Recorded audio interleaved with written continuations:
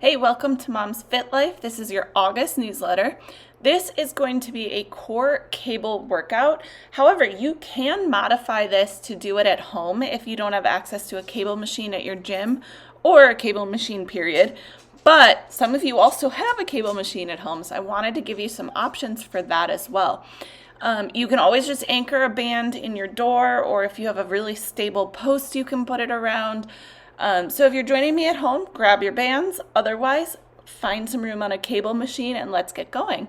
If you want the full follow along video, head over to the membership. Otherwise, we are in round 1 with the cable. So the cable is off to my left currently.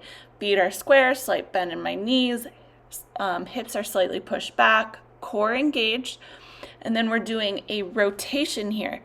The key is that you're keeping your pelvis down, super stable. Exhale as you pull the cable across. Inhale as you bring it back under control. So as you're heading back towards the weight stack, you are staying in complete control. Okay, now switching sides. Sorry for the butt view. But you can see only the core and torso are moving. Hands are about belly button height. You're as straight as you can be with the arms. They'll need to bend a little bit, but always make sure one arm is pretty much completely straight. So as you pull to the left will bend, the right will be straight. As you head back to the cable, left will straighten, right will bend. Okay, so now this one is anchored higher, and I am going to do my inside foot towards the cable. And you are going to chop that down towards your opposite hip. As you get better at this, I want you to increase the power. So really add some force as you pull it towards that opposite hip. Let your body rotate towards the cable and then rotate towards the hip as you pull it down. By the time it's at your hip, everything should be square and straight, facing forward. And then you're kind of rotating towards the cable a little bit.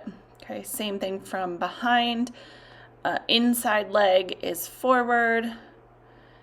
As you get stronger and you get more consistent, adding some power and force by going faster towards that hip is going to be really great for that pelvic floor. Think about exhale as you come down. Inhale as you rise up. Core is working hard here. You can try it with the other leg forward and just see how it feels. You might like that better. It might be more effective for you. Okay, now you can do this with a cable, a really light cable, or the band, but you're doing a shuffle hug. So keeping tension in the band, shuffle, shuffle, and then it's sort of like a chest fly. You'll find, though, that there is a lot more core involved than chest. Okay. I like to put my hand on my core, make sure I'm feeling the engagement. I'm not feeling any arching or rib flare. Exhale as you bring that band to the center, midline. Always keep a slight bend in your knees, hips slightly pushed back so you're in that athletic stance. Okay, and then turning around, going the other way. You're going 12 in each direction. So out and in is 1. You're doing 12 before you switch sides. Okay, think about as you bring that arm across, audible exhale. Really engage the core. Make sure you're not twisting or rotating. You're using that core to stay stable.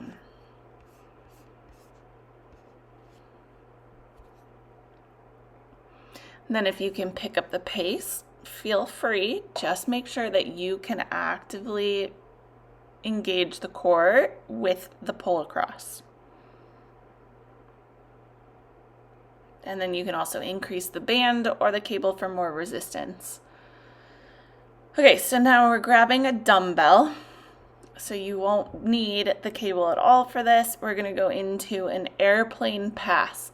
So it's a hinge of the hips on that single leg. You're raising that back leg. If you can get it parallel to the floor, even better. And then you're passing that dumbbell back and forth, making sure you're crossing that leg completely. So when it's in that right hand, it is completely outside that right knee. Okay, you'll do 10 each or 20 total before switching sides. Again, try and get that back leg up as high as you possibly can. Back and forth is 1 and you're doing 10, or count each pass as 1 and you're doing 20. Make sure hips and shoulders are square to the floor, knee is over your midfoot, weight is evenly distributed on that foot. Give me little exhales with each pass. So keeping that dumbbell again, you're going to do a march and twist. You can do this with the band or the cable. So you'll hold the cable close to your chest. You'll have to do one side at a time. If the anchor is to your right, you will march with the left and twist towards the left. If the anchor is to the left, you will march with the right and twist towards the right. Okay, if you have any questions, please let me know and check out the membership.